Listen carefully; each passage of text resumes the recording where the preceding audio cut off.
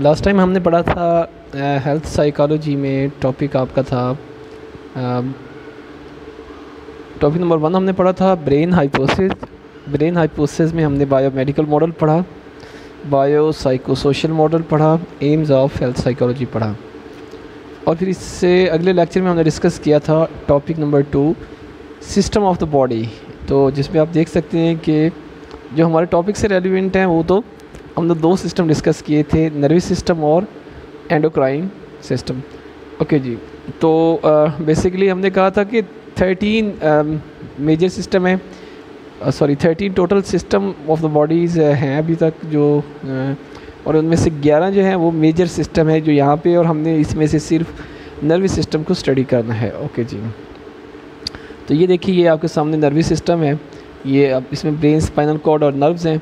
अगर हमने इसको कैटेगराइज़ किया था ब्रेन, और ये इसकी कैटेगराइजेशन है नर्वस सिस्टम की, जिसमें आप देखेंगे CNS और PNS। CNS में आप देखेंगे सेंट्रल नर्वस सिस्टम में आता है जी ब्रेन एंड स्पाइनल कॉर्ड, और पेरिफेरल नर्वस सिस्टम में आता है सोमैटिक नर्वस सिस्टम और ऑटोनोमिक नर्वस सिस्टम। ओके, फिर हमने ब्रेन को कैटेगराइज़ किया था fore brain, mid brain, hind brain में। हमने फोर ब्रेन को डिटेल में पढ़ा था, जिसमें हमने कहा था कि फोर ब्रेन जो होता है जी cerebral cortex, basal ganglia, limbic system, thalamus और हाइपोथैलेमस, ये इसके पार्ट होते हैं। ओके जी, आज का हमारा जो टॉपिक है माय डियर स्टूडेंट्स वो है मिड ब्रेन। मिड ब्रेन में अगर आप देखें तो ये, अगर वेंट्रिकल्स की बात करें तो ये सेरेब्रल, एक्वेडक्ट, और ये देखें जी इसमें टेक्टम और टेगमेंटम पाया जाता है। तो आज जो हम डिस्कस करेंगे वो हम करेंगे टेक्टम और टेगमेंटम को। ओके जी,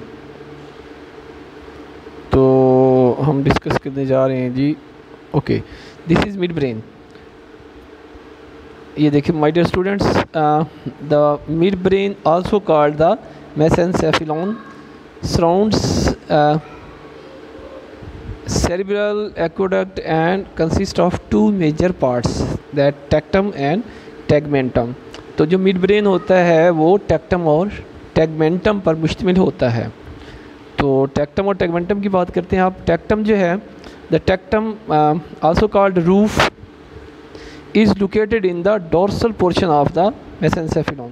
तो मेसेनसेफेलॉन का जो डोर्सल पोर्शन होता है, जो ऊपर वाला होता है, जो रूफ साइड होती है, वहाँ पे ये पाया जाता है। Its principal structures are the superior colliculi and the inferior colliculi which appear as 4 bumps on the dorsal surface of the brain stem.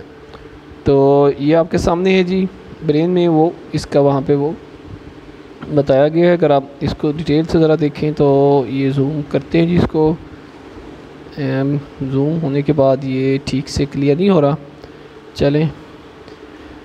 Okay जी, tegmentum.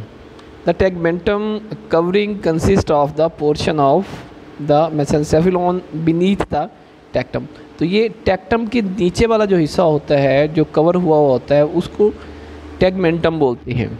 It's include the rostral end of the reticular formations, several nuclei controlling eye movement.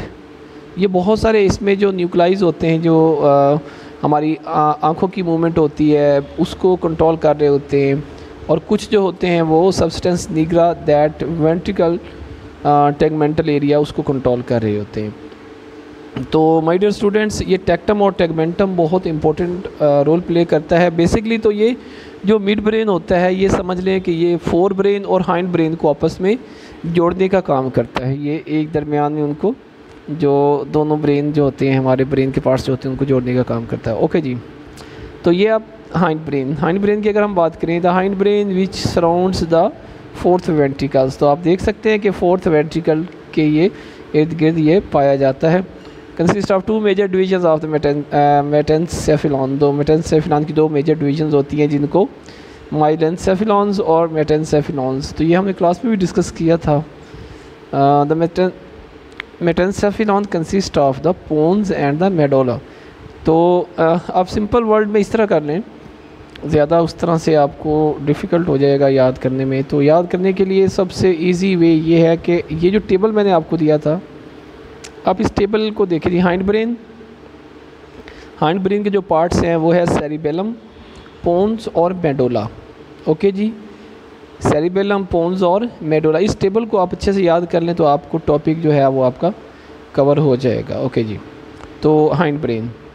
चलिए जी, cerebellum का क्या होता है जी? The cerebellum को दूसरा जो cerebellum का नाम है, ये आपकी ऑब्जेक्टिव भी आ सकती है, cerebellum is a little brain, इसको छोटा दिमाग भी कहते हैं। विद इट्स 2 मेजर हेमसीफेयर्स, इसके 2 हेमसीफेयर्स होते हैं जी। 2 लिटिल ब्रेन राइट और लेफ्ट में पाया जाता है। Maintain version of the cerebellum. It is covered by the cerebellar cortex and has a set of deep cerebral layer nuclei. Okay. These nuclei received projections from the cerebellar cortex and themselves send projections out of the cerebellar of the brain. ये वो कह रहा है कि ये जो होते हैं ये cerebellum से, जो cerebellar होता है उससे, cerebellar cortex से पैगामात को रिसीव करती है और फिर उसको आगे भेजते हैं।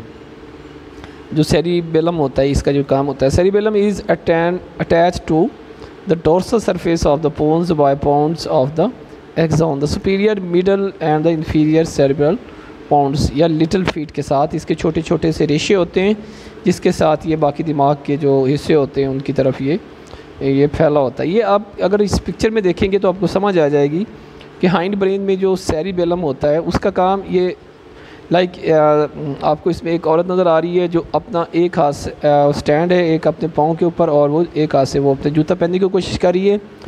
अब इसका जो सेरिबेलम है उसने एक तो वो कोऑर्डिनेशन कर रहा है और दूसरा उसने इसको इस पोस्चर में खड़े होने के लिए मेंटेन किया हुआ है, मतलब वो बैलेंस भी मेंटेन करता है। बॉडी एक तो वो बॉडी की जो मूवमेंट होती है, सेरिबेलम एक तो बॉडी की मूवमेंट को कंट्रोल कर रहा होता है, बैलेंस कर रहा होता है, और हमारे मसल्स के दरमियान जो कोऑर्डिनेशन होता है वो ये कर रहा होता है। उसके अलावा बेशुमार फंक्शंस हैं लाइक विजुअल्स, ऑडिटरी, वेस्टिबुलर्स और सोमेटोसेंसरी इंफॉर्मेशन जो भी होती हैं इनको भी ये ना सिर्फ रिसीव कर रहा होता है बल्कि movement being directed by the brain, बल्कि दिमाग के मुख्तलिफ हिस्सों को ये वो इंफॉर्मेशन बॉडी से रिसीव करके भेज भी रहा होता है। तो ये हमारी जो अगर ये ठीक से काम नहीं कर रहा तो आपके हाथों को जर्किंग होती है, हाथ कांपना शुरू हो जाते हैं, पाँव कांपना शुरू होता है, जिस्म कांपना शुरू हो जाता है। अगर किसी भी वजह से किसी का सेरिबेलम डैमेज हो जाता है तो जर्की, पुअर कोऑर्डिनेशन शुरू हो जाता है, आई हैंड कोऑर्डिनेशन नहीं रहता और बहुत सारे फ्लॉज जो होते हैं वो आना शुरू हो जाते हैं। Okay my dears, okay next ये देखिए कि ये एक पिक्चर है जिसमें सेरिबेलम भी दिखाया गया है। जो लोग ज़्यादा अल्कोहल यूज़ करते हैं तो उनका जो सेरिबेलम होता है वो डैमेज हो जाता है, जिसकी वजह से वो ठीक से चीज़ों को परसीव नहीं कर सकते और अपने पाँव पे चलने फिरने के भी वो जब अल्कोहल की कंडीशन में होते हैं तो वो अच्छे से कॉन्फिडेंस से चल फिर भी नहीं सकते। ओके, तो अगला आपका जो है जी टॉपिक वो इसी में दूसरा जो है हाइंड ब्रेन का जो दूसरा हिस्सा है सेरिबेलम के बाद वो है pons. The pons is a large बग इन द ब्रेन स्टीम। तो आप ब्रेन स्टीम के अंदर एक बग होता है जी, एक गांठ या गट्ठे की सूरत में होता है और इसका काम ये होता है कि ये जो medulla oblongata immediate ventricle to the cerebellum, उन दोनों के दरमियान में पोन्स मीन्स ब्रिज। पोन्स का मतलब क्या है जी? ब्रिज होता है, ये पुल का काम करता है। मेडुला ऑब्लिंगेटा और जी सेरिबेलम के दरमियान में ये एक पुल का काम करता है, एक ब्रिज का काम करता है, उनको आपस पे जोड़ता है। The pons contain its core a portion of the reticular formation including some nuclei that appear to important in sleep and arousal। तो हम सोते हैं, हम जागते हैं, उसमें ये बहुत अहम रोल प्ले कर रहा होता है। It is also contain large nuclei that relay information from the cerebral cortex to the cerebellum। तो cerebral cortex से cerebellum की तरफ ये इनके दरमियान भी ये कोऑर्डिनेशन वो कर रहा होता है। यूँ आप समझ लें कि पोन्स जो होता है उसका आपकी स्लीप, अरोजल, एक्टिवनेस, चुस्ती, चलाकी, फुर्ती, उछल कूद में अहम रोल होता है जी।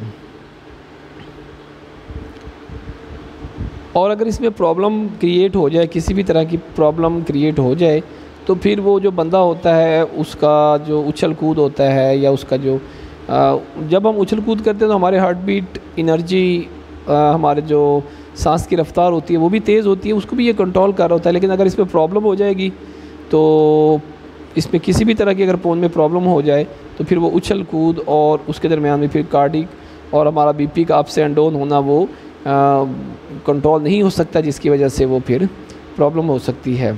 इसलिए इसका ठीक रहना ज़रूरी है। ओके माय डियर स्टूडेंट्स, तो आज का बस आपका यही टॉपिक था जो हमने डिस्कस कर लिया है। अल्लाह ब्लेस यू।